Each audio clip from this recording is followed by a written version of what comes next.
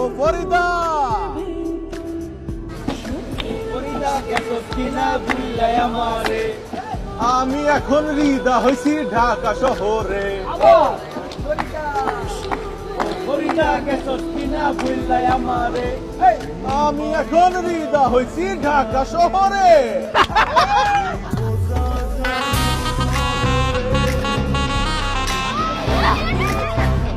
আমি একদম দেখে দিব বলে দিলাম।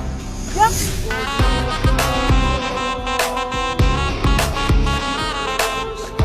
ও ফরিদা গেছো কিনা ভুললাই আমারে, আমি এখন রিদা হইছি ঢাকা শহরে।